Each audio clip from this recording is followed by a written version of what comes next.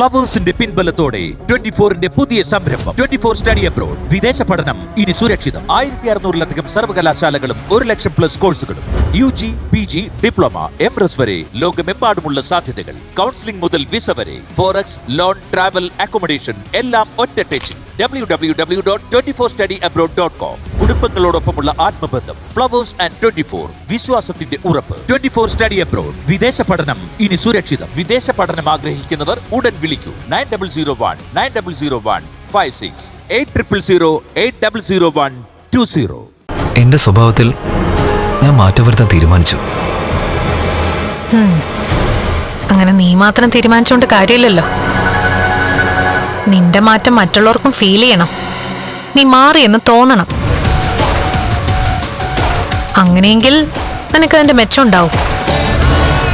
പിന്നെ കമ്പനിയുടെ കാര്യം അറിയാലോ.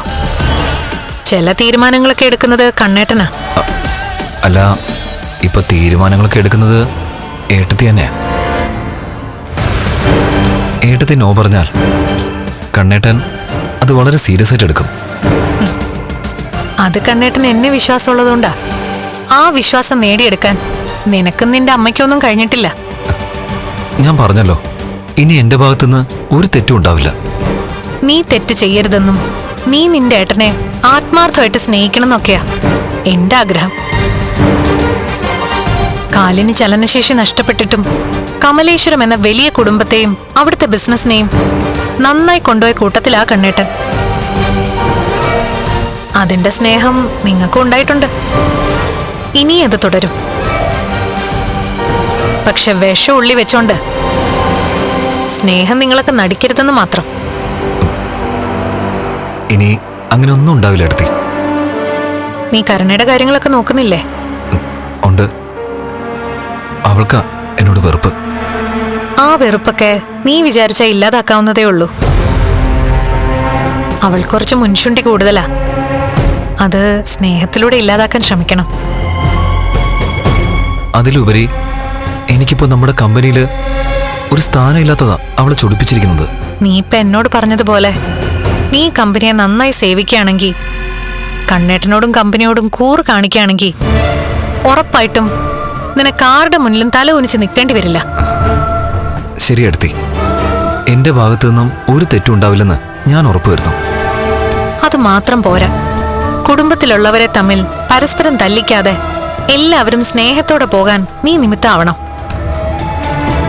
പ്രത്യേകിച്ച് കരുണയുടെ മനസ്സിലെ തെറ്റിദ്ധാരണകളൊക്കെ മാറ്റാൻ പരമാവധി ശ്രമിക്കാം.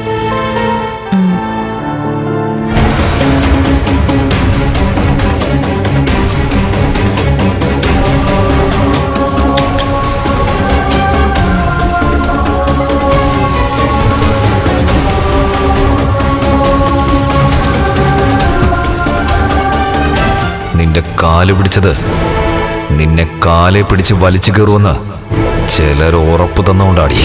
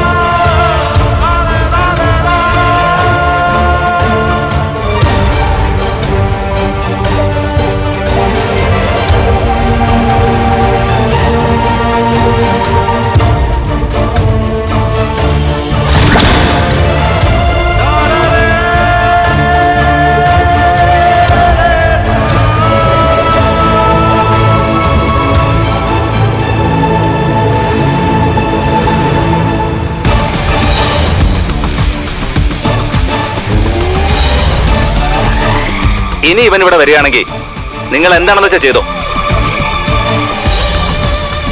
ഇവന്റെ വണ്ടിയൊക്കെ തല്ലി പൊട്ടിച്ചിട്ട് ഇവനെ ഇവിടെ ഇട്ട് ചവിട്ട് കൂട്ടിയാലും കുഴപ്പമില്ല.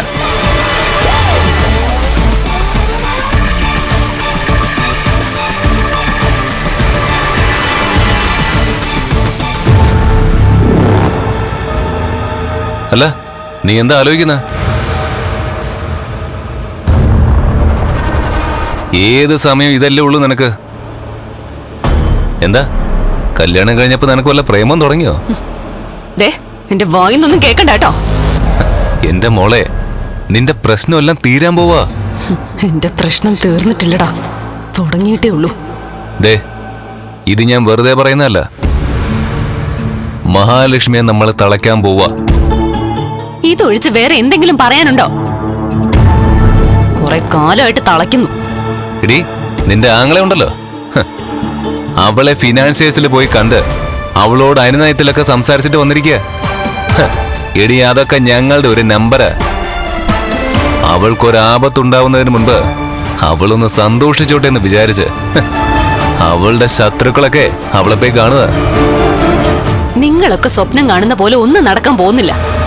അതെന്താ നടക്കാത്തത്? അങ്ങനെ നടക്കണമെങ്കിലേ നമ്മുടെ മനസ്സിനകത്ത് കുറച്ചെങ്കിലും നന്മ വേണം.